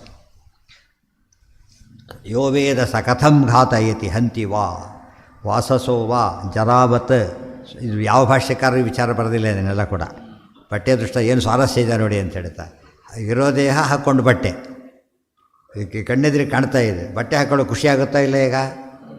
ಆದರೆ ತೆಗಿಬೇಕಾದ್ರೆ ದುಃಖ ಆಗುತ್ತೆ. ವಯಸ್ಸು ಜೀರ್ಣ ಭಾರಿ ಒಳ್ಳೇದು ಹರಿದೋಗ್ಬಿಡುತ್ತೆ. ಎಷ್ಟು ಸಂಕಟ ಆಗುತ್ತೆ ಅವನಿಗೆ, ಗೊತ್ತಾಯ್ತು? ಎಲ್ಲ ಹೋಗ್ತಾನೆ, ಸಿಕ್ಕಾಕೊಂಡ್ಬಿಡುತ್ತೆ, ಮಳೆಗೆ ಹರಿದೋಗ್ಬಿಡುತ್ತೆ. ಕಷ್ಟಪಟ್ಟು ಒದ್ದಾಡಿರ್ತಾನೆ, ಪ್ರಾಣ ಹೋದಷ್ಟು ದುಃಖ ಆಗುತ್ತೆ. ಬಯಸಿ ತೊಗೊಂಡಿದ್ದು ಅದು ಬಯಸಿ ತೊಗೊಂಡಿದ್ದು ಹೋಯ್ತನಿಗೆ. ಜೀವಸ್ಯ ಈಶ್ವರಸ್ಯ ತು ದೇಹಸ್ಯಾಪಿ ಛೇದಾದೇರಭಾವಾತ್ ಸ್ವಾತಂತ್ರ್ಯಂ. ದೇವರಿಗೇನಿಲ್ಲ, ಛೇದಾದಿ ಅಭಾವ ಇರೋದರಿಂದ ಸ್ವಾತಂತ್ರ್ಯ ಬಂತು. ತೋರಿಸ್ತಾನೆ, ನನ್ನ ದೇಹ ಮುಪ್ಪಾಗಿಲ್ಲ ತೋರಿಸ್ತಾನೆ. ನೋಡಿರ್ತಾನೆ, ಯಾರು ನೋಡೋದು ತೋರಿಸಿ ಆಗ ಇವನು ತೋರಿಸ್ಲಿ ಆಗಿದ್ದರೆ ಇನ್ನೂ ಹೋಪ್ಲೆಸ್ ಆಗುತ್ತೆ. ಏನು ಉಪಯೋಗ ಇಲ್ಲ. ಯಾರೋ ತಮಾಷೆ ಹೇಳ್ತಾರೆ, ಸೂಟ್ ಮಾಡಿ ಓಡಾಡ್ತಾ ಇದ್ದ, ಏನೋ ಕೋಟ್ ಪಿಚ್ಚ ಒಳಗಿಲ್ಲ ಹರಕಂಗಿಗಳೆಲ್ಲ ಒಳಗಲ್ಲ. ಅದಕ್ಕೆ ಯಾವಾಗಲೂ ಕೋಟ್ ತೆಗಿತಿದ್ದಿಲ್ಲ. ಅದಕ್ಕೆ ಅಂದರೆ ಅವರು ಬೇಸಿಗೆಯಲ್ಲೂ ತೆಗಿತಿದ್ದಿಲ್ಲ. ಕಾರಣ ಇರೋದು ಒಳಗೆ ಹರಕು ಬಟ್ಟೆ ಕಾಣುತ್ತಂತೆ. ಹಾಗಾಗತ್ತೆ. ಇವ್ರ ಸ್ವರೂಪ ಇದು, ದೇವರ ಸ್ವರೂಪ. ಅದು ನೋಡೋ ಅರ್ಜುನ ಅಂತ ತೋರಿಸ್ದೆ. ಆದ್ದರಿಂದ ತೋರಿಸಂಥ ದೇಹ ಇವನಿಗಿಲ್ಲ ಜೀವನಿಗೆ.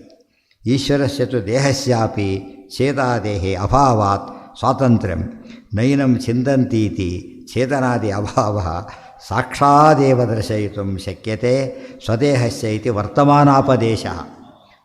ನೈನಂ ಛಿಂದಂತೀತಿ ಛೇದನಾದ್ಯಭಾವ ಸಾಕ್ಷಾದೇವ ದರ್ಶಯಿತು ಶಕ್ಯತೆ ಸ್ವದೇಹಸ್ಯ ಇತಿ ವರ್ತಮಾನಾಪದ. ಇಟ್ಕೊಂಡೆ ನತ್ವೇವಾಹಂ ಜಾತನಾಸಂ ಅಂತ ಕೃಷ್ಣ ಹೇಳಿದ್ದರಿಂದ ಎಲ್ಲ ವಿಷಯ ಅರ್ಥ ಆಯ್ತು. ಛೇದನಾದಿಕಂತೂ ಈಶ್ವರೋ ಮೋಹಾಯ ಮೃಷೈವ ದರ್ಶಯತಿ. ಆಗದ ಪ್ರಶ್ನೆ ಬಂತು, ಬಿಡಿ ನಮಗೂ ದೇವರು ಸಿಕ್ಕಾಕೊಂಡ. ಯಾತಕ್ಕೆ?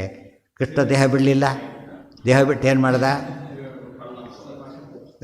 ದೇಹ ಬಿಟ್ಟು ಪರಧಾಮಕ್ಕೆ ಹೋದ. ಆ ದೇಹದ ಅರ್ಜುನ ದಹನ ಮಾಡ್ದ. ಗೊತ್ತಾಯ್ತಾ? ಇನ್ನೇನು ಬೇಕು ನಿಮಗೆ ಅದಕ್ಕಿಂತ ಅಂತ ಕೇಳಿದರೆ ತಕ್ಷಣ ವೇದ ಛೇದನಾದೀಶ್ವರೋ ಮೋಹಾಯ ಮೃಷೈವ ದರ್ಶಯತಿ. ಯತ್ರ ತ್ರಿಸರ್ಗೋ ಮೃಷ, ಭಾಗವತದ ವಾಕ್ಯ. ಯತ್ರ ದೇವರ ಬಗ್ಗೆ ಏನೇನು ಸೃಷ್ಟಿಯಾದನ್ನು ಕೇಳ್ತೀರಿ ಅದೆಲ್ಲ ಕೂಡ ಮೃಷ. ದೇವರಿಗೆ ಮಾತ್ರ, ದೇವರಿಗೆ ಅಮೃಷ. ಬಿಡಿಸ್ಕೋಬೇಕಲ್ಲಿ. ಜೀವರಿಗೆ ಅಮೃಷ, ದೇವರಿಗೆ ಮೃಷ ಅದು ತೋರಿಸ್ಲಿಕ್ಕೆ ಮೃಷ ಇವ ದರ್ಶಯತಿ. ಇದು ಉತ್ತರ ಕೊಡದೆ ಹೋಗಿದ್ರೆ ಸಮಸ್ಯೆ ಬರ್ತಿತ್ತು. ಭಾಗವತವಾದ ಸರಿಯಾಗಿ ಉತ್ತರ ಸಿಕ್ತು, ಆಚಾರ ಕೊಟ್ಟು ಪ್ರೂವ್ ಮಾಡಿದರು.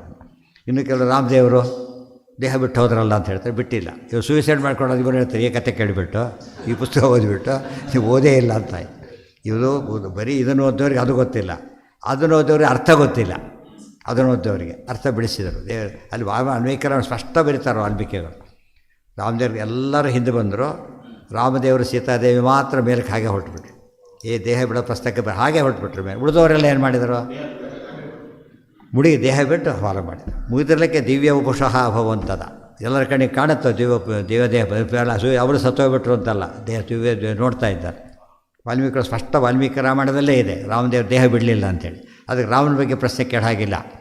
ಕೃಷ್ಣನ ಬಗ್ಗೆ ಒಂದು ಚಾನ್ಸ್ ಸಿಕ್ತು ಕೇಳೋದಕ್ಕೆ. ಉತ್ತರ ಮೋಹ ಅಂತೇಳಿ, ಮೋಹ ನೋಡೋದಕ್ಕೆ ತಕ್ಷಣ ಅಲ್ಲೇ ಇಮ್ಮಿಡಿಯೇಟ್ ಭೃಗುಮುನಿಗಳು ದುಃಖಪಟ್ಟರು, ಸಶರೀರ ಕಳಿಸಿಕೊಟ್ರು. ಕೃಷ್ಣ ಭೃಗುಮುನಿ ಜಾರಾನಾಮಕ ಬೇಡ ದುಃಖಪಟ್ಟಾಗ ಹಾಗೆ ಕಳಿಸ್ಕೊಳ್ತಾನೆ. ತನ್ನನ್ನು ಅವನ್ನ ಹಾಗೆ ದೇಹ ಸಮೇತ ಕಳಿಸ್ಬೇಕಾದ್ರೆ ತಾನೇ ದೇಹ ಬಿಡ್ತಾನೆ. ಇದು ಮುಖ್ಯವಾದ ಅರ್ಥ. ಅಲ್ಲೇ ಉತ್ತರ ಸಿಗುತ್ತೆ ನೋಡಿದರೆ. ಬರೀ ಏನೋ ಹೇಳ್ತಾರಲ್ಲ, ಉತ್ತರ ಅಲ್ಲೇ ಇದೆ.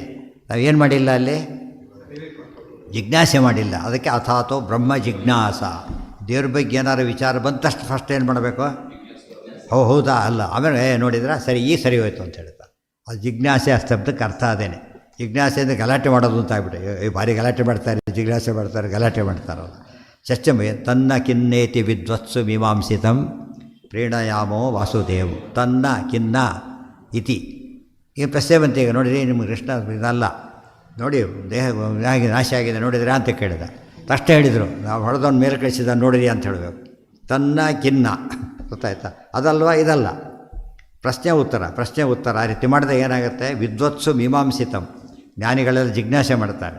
ಆ ಮೂಲಕ ಏನು ಹೇಳ್ತಾರೆ? ತತ್ವವನ್ನು ತಿಳಿತಾರೆ, ತಿಳಿಸ್ತಾರೆ. ಅದು ತಿಳ್ಕೊಂಡ್ಮೇಲೆ ಅಂತ ದೇವರಿಗೆ ಏನಿಲ್ಲ ಅಂತಾಯಿತು, ದೋಷಗಳಿಲ್ಲ. ಆದ್ದರಿಂದ ಪ್ರೀಣಯಾಮ ವಾಸುದೇವ, ಇಂಥ ವಾಸುದೇವನನ್ನು ಸಂತೋಷಪಡಿಸೋಣ. ಗೊತ್ತಾಯ್ತಾ? ಹಾಂ, ಏನು ಹೇಳ್ತಾರೆ? ಪ್ರಾಕೃತ ಹೇಳ್ತೀರಾ? ಮತ್ತು ಯಾರಿಗೆ? ರಾಮರೂಪದಲ್ಲಿ ಹೋಗಿ ತೋರಿಸಿದ್ನಲ್ಲ, ರಾಮರೂಪದಲ್ಲಿ ತೋರಿಸ್ದ, ನರಸಿಂಹರು ಎಲ್ಲ ರೂಪದಲ್ಲೂ ತೋರಿಸಿದ್ನಲ್ಲ. ಇಲ್ಲೇ ಯಾಕೆ ತೋರಿಸ್ಬೇಕಾಗಿತ್ತು ಅಂದರೆ ಭ್ರಮೆ ಹುಟ್ಟಿಸ್ಬೇಕಲ್ಲ. ಭ್ರಮೆ ಹುಟ್ಟಿಸೋದಕ್ಕೋಸ್ಕರ ಹಾಗೆ ಮಾಡಿದ್ದು. ಭ್ರಮೆ ಹುಟ್ಟಿಸ್ತಾ ಹೋಗಿರಿ ಏನಾಯ್ತು? ಯಥಾರ್ಥ ಜ್ಞಾನ ಬಂದರೆ ಅವ್ರಿಗೆ ಮೋಕ್ಷ ಕೊಡಬೇಕಾಗತ್ತೆ. ಮೋಕ್ಷ ಕೊಡಬಾರ್ದು. ಒಬ್ಬನು ಅಯೋಗ್ಯ, ಇವಾಗ ಕ್ರಿಮಿನಲ್ ಇದ್ದಾನೆ, ಅವನು ಅಪ್ಲೈ ಮಾಡಿದ್ದಾನೆ, ಅವನು ಸೀಟ್ ಕೊಡಬಾರ್ದು. ಈಗ ಅದಕ್ಕೇನು ಮಾಡಬೇಕೀಗ? ಏನೋ ಒಂದು ಕ್ಲಾಸ್ ಹಾಕ್ಬಿಟ್ಟು ಅವನು ಅವಾಯ್ಡ್ ಮಾಡಬೇಕು. ಯಾಕೆ? ಅವ್ನು ಮೋಸ ಅಂತ ಕರೆಯಲ್ಲ ಅದನ್ನು. ಯಾತಕ್ಕೆ? ದೇಶದ್ರೋಹಿ ಅವನು. ಸಮೂಹ ಎಂಟರ್ ಆಗ್ತಾ ಇದ್ದಾನೆ, ನಮ್ಗೆ ಯಾವುದೂ ಸಿಗ್ತಾ ಇಲ್ಲ. ಉಪಾಯ ಮಾಡಿಬಿಟ್ಟು ಏನು ಮಾಡಬೇಕು? ಯಾವುದಾದ್ರು ಸಿಗಿಸ್ಬೇಕು. ಅದಕ್ಕೆ ಕೆಲವರು ಇರ್ತಾರೆ, ಒಬ್ಬರು ಹೊರಗೆ ಕಳಿಸ್ಬೇಕಾಗಿದೆ, ಹೋಗ್ತಾ ಇಲ್ಲ ಅವನು. ನಾನು ಬರ್ತೀನಿ ಬಾ ಅಂತ ಹೊರಗೆ ಹೋಗ್ತಾರೆ, ತಕ್ಷಣ ಒಳಗೆ ಬಾಲಕ್ಕೆ ಹೋಗ್ಬಿಡ್ತಾರೆ. ಆ ಥರ ನಾನು ಜೊತೆಗೆ ಹೋಗೋಣ ಬಾ ಇಬ್ಬರು ಅಂತ ಕರೆಯೋದು. ಹಾಗೆ ಬರ್ತೀನಿ ಅಂತಾರೆ, ಹೋಗಿ ಅಲ್ಲಿ ನಿಂತಿರ್ತಾರೆ. ಬಾಳೆ ಬಂದು ಬ್ಯಾಕ್ಗ್ರೌಂಡ್ ಕಿಟಕಿಯಿಂದ ಟಾಟಾ ಮಾಡಿಬಿಟ್ರೆ ಮುಗೀತು. ಅದು ಬಿಡಿದವರಿಗೆ ಏನಾಯ್ತು? ಈಗ ಅವ್ನು ಮೋಸ ಹೋದ, ಅವನೀಗ ಗೊತ್ತಾಯ್ತಾ? ಮೋಸ ಹೋದ. ಆ ರೀತಿ ಮೋಸ ಮಾಡದೆ ಹೋದರೆ ದೇಶದ್ರೋಹಿಗಳು, ದೈವದ್ರೋಹಿಗಳೇನಾಗ್ತಾರೆ? ಅವರು ಒಳ್ಳೆ ದಾರಿಯಲ್ಲಿ ಒಳಗೆ ಚೇಂಜ್ ಆಗಲ್ಲ. ಅವರು ಒಳಗೆ ಎಂಟ್ರಾಗಿ ಆಮೇಲೆ ಶುರು ಮಾಡ್ತಾರೆ ಮೋಸ ಮಾಡೋದಕ್ಕೆ. ಅವರು ಒಳ್ಳೆ ರೀತಿ ಒಳ್ಳೇದಾಗಿರೋ ಸಮಸ್ಯೆ ಏನಿಲ್ಲ. ಅವನು ಸ್ವರೂಪದ ಒಳ್ಳೆಯವನಂತಾನೆ ಅರ್ಥ ಆಗುತ್ತೆ. ಯಾರು ಅದಕ್ಕೆ ಹೇಳಿದ್ದಾರೆ? ಎಲ್ಲಿ ಸುಂದರಕಾಂಡ ರಾಮಾಯಣ ಓದಿದ್ದೆ ಗೊತ್ತಿದೆಯಲ್ಲ. ಯದ್ಯಪಿ ತನ್ನ ಪಶ್ಯಂತಿ ನಿಶಾಚರ ಗಣಾಸ್ತುತೆ ಏನು ಹೇಳ್ತಾರೆ? ಜೋಗಚಾರ ಸರ್ವೇ ಪಶ್ಯಂತಿ ಋಷಯೇವ ಚ ಪಶ್ಯತಾಂ ಕಲಿ ಮುಖ್ಯಾನಾಂ ವಿಡಂಬಾಯ ಕೃತಮುಖವೇ. ಎಲ್ಲ ದೇವ್ರು ನೋಡ್ತಾ ಇರ್ತಾರೆ. CCTV ಇದೆ ಅವರಿಗೆಲ್ಲ, ಗೊತ್ತಾಯ್ತಾ? ಹಾಕೊಂಡು ದೇವ್ರನ್ನ ಅಬ್ಸರ್ವ್ ಮಾಡ್ತಾನೆ ಇರ್ತಾರೆ ಅವರು. ಸಿಕ್ಕ ದೇವರು ಸಿಕ್ಕ, ಆ ಥರ ದೇವ್ರು ಪ್ರಿಟೆಂಡ್ ಮಾಡ್ತಾರೆ. ಅರ್ಥ ಆಯ್ತಾ? ಆಗೋದಿಲ್ಲ. ಅಲ್ಲಿ ಮೋಹ ಮಾಡಿದ್ದಕ್ಕೆ ಇನ್ನೊಂದು ದೃಷ್ಟಾಂತ ಬರ್ತದೆ, ರಾಮಾಯಣದಲ್ಲೇ ಹೇಳ್ತಾರೆ. ಎಲ್ಲ ರಾಮದೇವರಿಂದ ಬಂದರು, ತಮ್ಮ ನದಿ ರೀಚ್ ಆದರು. ಸಾಯಂಕಾಲ ನೈಟ್ ಹಾಲ್ಟ್ ಮಾಡಿದರು. ರಾಮದೇವ್ ಎಷ್ಟು ಹೇಳಿದ್ರು ವಾಪಸ್ ಹೋಗ್ತಾ ಇಲ್ಲ ಅವರು. ಎಲ್ಲ ಸುಸ್ತಾಗಿತ್ತು ಪಾಪ, ಮಲಗಿಬಿಟ್ರು. ತಕ್ಷಣ ರಾಮದೇವ್ರ ಮಧ್ಯೆ ಹೇಳುತ್ತೆ ಎಬ್ಸರು ಹೋಗಂಡಾಡಿ ಅಂತೇಳಿ. ಯಾಕೆಂದ್ರೆ ಎದ್ಬಿಟ್ರೆ ಏನು ಮಾಡ್ತಾರೆ ಇವರು? ನಮ್ಮಿಂದ ಬರ್ತಾರೆ, ಇವ್ರು ಬರಬಾರ್ದು. ಪಾಪ ಯಾಕೆ ಕಷ್ಟಪಡ್ಬೇಕು? ಅವರೆಲ್ಲ ಕೂಡ ನಮಗೆ ಕಷ್ಟ ಇಲ್ಲ, ಪ್ರಶ್ನೆ ಬೇರೆ. ಅವರು ಕಷ್ಟಪಡ್ತಾರೆ, ಪಡಬೇಕಾಗಿಲ್ಲ. ಆದ್ದರಿಂದ ಅವ್ರಿಗೆ ಗೊತ್ತಾಗದೆ ಹೋಗ್ಬಿಡೋಣ ಅಂಥೇಳಿ ಸುಮಂತ್ರ ರಥ ಹೆದ್ದ. ಸುಮಂತ್ರ ಆಮೇಲೆ ಮುಂದೆ ಹೋಗು ಮತ್ತು ವಾಪಸ್ ಬಾ, ಎಡಕ್ಕೆ ಹೋಗು ವಾಪಸ್ ಬಾ, ಮುಂದೆ ಹೋಗು ವಾಪಸ್ ಬಾ, ಆಮೇಲೆ ಸುಚ್ಚಿಬಿಡು ಒಂದು ಸಲ, ದಾರಿ ಗೊತ್ತಾಗಬಾರ್ದು. ದಾರಿ ಮತ್ತೆ ಹೋಗ್ಬಿಡ್ತಾರೆ ದಾರಿ ಗೊತ್ತಾದರೆ. ಅದಕ್ಕೆ ಮಾಡಬೇಕು. ಅದಕ್ಕೆ ಎಲ್ಲ ಹೋದ ಗುರುತು ಸಿಗಬಾರ್ದು, ಆ ರೀತಿ ಮಾಡಬೇಡಿ. ಇದು ಮೋಸ ಅಲ್ವಾ ಇದು ಆ್ಯಕ್ಚುಲಿ? ಯಾತಕ್ಕೆ ಮಾಡಿದ್ದು ಅದನ್ನು? ಒಳ್ಳೇದಕ್ಕೆ ಮಾಡಿದ್ದು. ಆ ಒಳ್ಳೇದಕ್ಕೆ ಮಾಡಿದ ಮೋಸ ಏನಂತ ಕರೀತಾರೆ? ಮೋಸ ಅಂತ ಕರೆಯೋದಿಲ್ಲ. ಅದಕ್ಕೆ ಸತ್ಯವನ್ನು ಸುಳ್ಳನ್ನು ಒಳ್ಳೇದಕ್ಕೋಸ್ಕರ ಏನಾಗುತ್ತದು? ಸತ್ಯ ಆಗುತ್ತೆ. ಅದು ಈ ರೀತಿ ಗೊತ್ತಾಯಿತು. ಇದು ಹೊಸರ ಮೋಹನಕ್ಕೆ ಒಳ್ಳೆಯ ದೃಷ್ಟಾಂತ ಅದು. ಹಸುರಲ್ಲ ಅವರೆಲ್ಲ, ಆ್ಯಕ್ಚುಲಿ ಯಾರು ಅವರು? ಒಳ್ಳೆಯವರೇ. ದೇವ್ರು ಒಳ್ಳೆಯವರಿಗೂ ಮೋಹನ ಮಾಡ್ತಾನೆ, ಕೆಟ್ಟವರಿಗಂತೂ ಭಾರಿ ಮೋಹನ ಮಾಡ್ತಾನೆ. ಇದು ಅರ್ಥ ಮಾಡಿಕೊಂಡ್ರೆ ಮೋಹದ ಪ್ರಸಂಗ ಅಲ್ಲೇ ಇದೆ. ಅವರಿವ್ರು ಯಾತಕ್ಕೆ? ದುರ್ಯೋಧನಾದಿಗಳು ಮೋಹ ಮಾಡ್ತಾನೆ, ದುಷ್ಟರು ಕೂಡ. ಎಲ್ಲಿ ಹೇಳಿರೋಣಂತೆ? ಪಾಂಡವರೆಲ್ಲ ಅರ್ಗೆ ಸುಟ್ಟೋಗ್ಬಿಟ್ರು ಅಂತ ಸುದ್ದಿ ಬಂತು. ಅದಕ್ಕೆಲ್ಲ ಮಾಡಬೇಕಲ್ಲ, ಅಂತ್ಯಕ್ರಿಯೆ ಧರ್ಮೋದಕ್ಕೆಲ್ಲ ಶುರುವಾಯಿತು ಕೊಡೋದಕ್ಕೋಸ್ಕರ. ದುರ್ಯೋಧನ ಧರ್ಮೋದಕ ಕೊಡ್ತಿದ್ದಾರೆ, ಯಾತಕ್ಕೆ? ಕೊಡದೆ ಹೋದರೆ ಅವರಿಗೆ ಬಂಧುಗಳಿಗೆ ಕೊಡಬೇಕಲ್ಲ, ಕೊಡದೆ ಹೋದರೆ ಸತ್ತಿರಲಿಕ್ಕೆಲ್ಲ ಜನ ತಿಳ್ಕೊಂಡ್ಬಿಟ್ರೆ ಕಷ್ಟ ಅಂತೇಳಿ ಏನು ಮಾಡಿದ್ರು ಅವರು? ನೋಡಿ, ದುರ್ಯೋಧನನು ಅಸುರಮೋಹನ ಮಾಡ್ತಾರೆ. ಅವನು ಮಾಡಿದ್ದು ಸುರಮೋಹನ, ತಿಳ್ಕೊಂಡಿದ್ದು ಅಸುರನ ಮೋಹನ ಮಾಡಿದೆ ಅಂಥೇಳಿ ಸುರಮೋಹನ ಮಾಡ್ತಾನೆ. ಕೃಷ್ಣ ಏನು ಮಾಡಿದ? ಕೃಷ್ಣನು ಆಗ ಏನು ಮಾಡಿದ? ತಾನು ಕೊಟ್ಟುಬಿಟ್ಟು ಏನು ತಿಂತ ಕಂಡು ನೀರು ಹಾಕ್ಕೊಂಡಿದ್ದೆ. ಅದು ಇವರೇನು ತಿಳ್ಕೊಂಡ್ರು? ಓ, ಕೃಷ್ಣ ಮೋಸ ಹೋದ ಅಂತವರು ದುರ್ಯೋಧನ. ಕೃಷ್ಣನು ಹತ್ತಾದಮೇಲೆ ಗ್ಯಾರಂಟಿ ಸತ್ತಿದ್ದಾರೆ ಪಾಂಡವರು. ಕೃಷ್ಣ ಭಾರಿ ಜ್ಞಾನಿ ಅಲ್ಲ ಅಂದರೆ ಅವ್ರು ಕನ್ಫರ್ಮ್ ಮಾಡ್ದ ಸತ್ತಿದ್ದಾರೆ ಅಂತೇಳಿ ಇವ್ರ ದೃಷ್ಟಿಯಲ್ಲಿ. ತಾನು ಮಾತ್ರ ಏನು ಮಾಡ್ದ ಅಂದರೆ ಎದುರಿಗೆ ಅಲ್ಲೇ ತಮಾಷೆ ಗೊತ್ತಾ? ಇವ್ರ ಮೋಸ ಹೋಗಲಿ ಅಂತ ಅವರು, ಅವ್ರ ಮೋಸ ಹೋಗಲಿ ಅಂತ ಇವರು, ಇಬ್ಬರು ಮೋಸ ನಾಟಕ ಮಾಡಾರೆ. ಜೊತೆಗೆ ವಿದುರ ಬೇರೆ, ವಿದುರನ ಕಣ್ಣೀರು ಸುರಿಸಿದ್ದೆ ಇಲ್ಲ ಡೌಟ್ ಬರುತ್ತೆ ಇವನ ಮೇಲೆ ಏನೋ ಮಾಡಿದ್ದಾರೆ ಅಂತ ಹೇಳ್ಬಿಟ್ಟು. ಹಾಗೆ ಕೊಡ್ತಾ ಎಲ್ಲರೂ ಭೀಷ್ಮರ ಹತ್ರ ಹೋಗ್ತಾರೆ, ನೋಡೋರು ಹೋಗ್ತಾರೆ. ಏನೋ ಅಡಿವಳಕ್ಕೆ ಹೋಗ್ಬೇಡ್ರಿ, ಅವ್ರು ಸತ್ತಿಲ್ಲ ಅಂತ ಅಷ್ಟು ಹೇಳ್ಬಿಟ್ಟು ಬಿಡೋದು, ಆಮೇಲೆ ಹೇಳ್ತೀನಿ ಅಂತ ಹೇಳ್ಬಿಡ್ತಾರೆ ವಿದುರ. ತಿಳಿತಾ? ಅದು ವಿದುರ ಅಲ್ಲೇ ಅವರಿಗೆ ಮಾತ್ರ ತಿಳಿಭಾಗ ಮಾಡಿದೆ, ಉಳಿದು ತಿಳಿಸಾಗಿ ಮಾಡಲಿಲ್ಲ. ಯಾರಿಗೆ? ಅವ್ರ ಪಾಪ ಸುಮ್ಮನೆ ತಪ್ಪು ತಿಳ್ಕೊಬಾರ್ದು ಅಂತೇಳಿ ಅವ್ರಿಗೆ ಮಾತ್ರ ತಿಳಿಸಾಗಿ ಹೇಳಿ, ಉಳಿದವರಿಗೆ ಅಡೋದು ಕಂಟಿನ್ಯೂ ಮಾಡಿರಿ ಅಂತೇಳಿ ಬಂದ್ಬಿಟ್ಟೆ ಆರು. ಅದು ಅದು ಮೋಹ ಒಂದೇ ಕಡೆ ಎಷ್ಟು ಮೋಹ ಇದೆ ನೋಡಿ. ಮೂರು ಮೋಹಗಳು ಪ್ರಸಂಗ ಅದು. ಅವಸರವ್ರ ಮೋಹನ ಮಾಡೋದು, ದೇವ್ರ ಮೋಸ ಮಾಡೋದು. ವಿದುರ ದೇವರಲ್ಲ, ನಾಟಕ ಮಾಡ್ದ. ಕೃಷ್ಣ ದೇವರಾಗಿ ನಾಟಕ ಮಾಡ್ದ. ಎಲ್ಲ ನಾಟಕ ನೋಡೋರಿಗೆ ಭಾರಿ ನಾಟಕ, ಓದೋರಿಗಂತೂ ಕನ್ಫ್ಯೂಷನ್, ಯಾರು ಹೇಳ್ತಾರೆ ಯಾರು ಬಿಡ್ತಾರೆ ಅಂತೇಳಿ. ದುರ್ಯೋಧನ ಕೊನೆಗೆ ಅವ್ರ ಕಾಟ ಶಾಕ್ ಆಯಿತು ಎಲ್ಲರಿಗೂ ಕೂಡ. ಅರ್ಜುನ ಅಂಥ ಮತ್ಸ್ಯೇತರ ಭೇದನ ಮಾಡಿದಾಗಲೂ ಕೂಡ ಅವರಿಗೆ ಅರ್ಜುನ ಡೌಟ್ ಬರಲಿಲ್ಲ ಅವ್ರು ಯಾರಿಗೂ ಕೂಡ. ಯಾಕೆಂದರೆ ಸತ್ತೋಗಿದ್ದಾರೆ ಅಂತ ಕನ್ಫರ್ಮ್ ಮಾಡಿ, ಕೃಷ್ಣ ಹತ್ತೋಗಿದ್ದಾರೆ ಅಂದರೆ ಸತ್ತೋಗಿರ್ಬೇಕು, ಅಷ್ಟು ಮೋಹನದ ಎಫೆಕ್ಟ್ ಆಗಿತ್ತು. ಗೊತ್ತಾಯ್ತಿಲ್ಲ? ಯಾವಾಗ ಮುಂದೆ ಗೊತ್ತಾಯ್ತಲ್ಲ, ಸಿಕ್ಕಾಕೊಳ್ಳ ಅವು ಅಲ್ಲಿವರೆಗೂ ಗೊತ್ತಾಗಲಿಲ್ಲ ಅವ್ರು. ಯಾಕಂದ್ರೆ ಡೆಡ್ ಬಾಡಿ ನೋಡಿದ ಮೇಲೆ ಅದಕ್ಕೊಂದು ಪದ್ಧತಿ ಇದೆ. ಬಾಡಿ ಸಿಗೋವರೆಗೂ ಸತ್ತಿದ್ದು ಕನ್ಫರ್ಮ್ ಅಲ್ಲ ಅಂತೇಳಿ. ಯಾರೋ ನೀರಲ್ಲಿ ಹೊಡ್ಕೊಂಡು ಹೋಗಿಬಿಡ್ತಾರೆ, ಅವನು ಆಗಲೇ ಸೂತಕ ಆಚರಣೆ ಮಾಡಬಾರ್ದು. ಗೊತ್ತಾಯ್ತಿಲ್ಲ? ಬಾಡಿ ಸಿಗಬೇಕು ಅದಕ್ಕೆ. ಕೆಲಸ ಎಲ್ಲೇ ಹೋಗಿ ಬದುಕಿಬಿಟ್ಟಿರ್ತಾರೆ ಅವರು. ಎಷ್ಟೋ 20 ವರ್ಷ ಸಿಗ್ತಾರೆ, ಅದು ಬರೋದೇ ಸರಿ ಸಿಗೋದಿಲ್ಲ. ಹಾಗೆಲ್ಲ ಆಗಬಾರ್ದು ಅಂಥೇಳಿ ವ್ಯವಸ್ಥೆ. ಬಾಡಿ ನೋಡೋವರೆಗೂ ಏನಲ್ಲ, ಅದು ಕನ್ಫರ್ಮ್ ಮಾಡಲ್ಲ, ಡೆತ್ ಕನ್ಫರ್ಮ್ ಆಗೋದಿಲ್ಲ. ಇದೆಲ್ಲ ತಿಳ್ಕೊಂಡಾಗ ಇದೆಲ್ಲ ಯಾತಕ್ಕೆ ಹೇಳಿದ್ದು ಅಂದರೆ ಮೃಷೈವ ದರ್ಶಯತಿ. ಇಷ್ಟು ಅದಕ್ಕೆ ಜಿಜ್ಞಾಸೆ. ಇದೆಲ್ಲ ಏನಂತ ಜಿಜ್ಞಾಸೆ ಅಂತ ಆಯ್ತು. ಜಿಜ್ಞಾಸೆ. ದ್ರುಪದ ರಾಜ ಮಾತ್ರ ಯೋಚನೆ ಮಾಡ್ದ, ಏನು ವರ ತೊಗೊಂಡಿದ್ದಾನೆ, ಸಾಧ್ಯ ಇಲ್ಲ, ಸುಳ್ಳಿರಬೇಕು ಅಂತ ಯೋಚನೆ ಮಾಡ್ದ. ಅವರವ್ರ ಹ್ಯಾಂಗೆಲ್ಲ ಜಿಜ್ಞಾಸೆ ಮಾಡ್ತಾ ಹೋಗ್ತಾರೆ. ನಾವೀಗ ಯಾವುದೇ ದೇವ್ರ ವಿಷಯ ಬಂದ ಕಾಲಕ್ಕೆ ಜಿಜ್ಞಾಸೆ ಮಾಡಿ ಅದು ನಿರ್ಣಯ ಮಾಡ್ಕೊಂಬಿಡೋದು. ನಿರ್ಣಯ ಮಾಡ್ಕೊಳ್ಳೋ ಚಾನ್ಸ್ ಇದ್ದಿಲ್ಲ ನಮಗೆ. ಅದಕ್ಕೆ ಮಹಾಭಾರತ ತಾತ್ಪರ್ಯ ನಿರ್ಣಯ ಸಂಶಯ ಹೆಚ್ಚಿದ ಅಂತ ಎಲ್ಲ ಸಂಶಯ ಪರಿಹಾರ ಮಾಡಿ. ಈಗ ಯಾರು ಉತ್ತರ ಕೊಡಲಿಕ್ಕೆ ಯೋಚನೆ ಮಾಡೋಕ್ಕೆ ಕಾರಣವೇ ಇಲ್ಲ. ಅಲ್ಲಿಗಾಯ್ತಾ? ಅಲ್ಲಿಗಿರಲಿ. ಈ ಭಾಗ ಮುಗಿತಲ್ಲ. ಈಗ ಒಂದು ಯಾವುದಕ್ಕೆ ಆ ಶ್ಲೋಕಕ್ಕೆ ಇದು ಆಯಿತು ಅದಾಯಿತು. ಎಷ್ಟು ವಿಷಯ ಸರಿಯಾಗಿ ಓದಿಬಿಟ್ರೆ ಆಚಾರ್ಯ ಗೀತಾ ಭಾಷ್ಯದ ಎಷ್ಟು ದೊಡ್ಡ ಕಾಂಟ್ರಿಬ್ಯೂಷನ್ ಗೊತ್ತಾಗುತ್ತೆ. ಉಳಿದವರು ಯಾರ್ಯಾರು ಯೋಚನೆ ಕೂಡ ಮಾಡಿದರೆ ವಿಚಾರಗಳನ್ನು ಎಷ್ಟು ಸಿಂಪಲಾಗಿ ಬರೋದು. ಎಲ್ಲೆಲ್ಲೂ ಕನ್ಫ್ಯೂಷನ್ ಇಲ್ಲ, ಇದಿಲ್ಲ, ಡಿಫಿಕಲ್ಟ್ ವರ್ಡ್ಸ್ ಇಲ್ಲ. ಸ್ಟ್ರೈಟಾಗಿ ಬಾಲಸಂಗಮಪಿ ಬೋಧ ಯದ್ಭೃಶಂ ದುರ್ನಿರೂಪ ಚ ವಚನಂಚ ಪಂಡಿತೈ. ಇದು ಬಿಡಿಸ್ತಾ ಹೋದ್ರೆ ಟೀಕಾರ ಎಷ್ಟು ಬರೀತಾರೆ ಗೊತ್ತಾ? ಇದ್ರ ಮೇಲೆ ಬೇಕಾಷ್ಟು ಎಕ್ಸ್ಪ್ಯಾಷನ್ ಮಾಡ್ತಾರೆ. ಯಾಕೆ ಅದೆಲ್ಲ ಬ್ಯಾಕ್ಗ್ರೌಂಡ್. ಇದು ಫಸ್ಟ್ ವರ್ಕ್, ಇದು ಆಚಾರ್ಯ ಬರೆದಿರೋದು. ಆಗ ಅಚ್ಯುತ ಭಾರಿ ಆಶ್ಚರ್ಯ ಆಯಿತು. ಅವ್ರು ಏನೋ ಓದಿದ್ದು ಇಷ್ಟು ದಿವಸ ನಾವು ಏನು ಆಶ್ಚರ್ಯ ಅಂಥೇಳಿ ನಿಧಾನವಾಗಿ ಮುಂದೆ ಕನ್ವರ್ಟ್ ಆಗ್ಲಿಕ್ಕೆ ಅವರಿಗೆ ಸ್ಕೋಪ್ ಸಿಕ್ಕು. ಜ್ಯೇಷ್ಠೇತಿಗಳು ಮೊದಲಿಂದನೇ ಚೇಂಜ್ ಆಗಿಬಿಟ್ರು ಅವರು. ಇವ್ರದ್ದು ಸ್ವಲ್ಪ ಟೈಮ್ ತೊಗೊಂಡ್ರು. ಹಾಗೆ ಭಾಷ್ಯಕ್ಕೆ ವಾಪಸ್ ಬರುತ್ತೆ. ಈಗ ಅದು ಮುಗಿದಿದ್ದರಿಂದ ನಾಳೆ ಪಾಠ ಇರೋದು ನಾಡಿದ್ದು.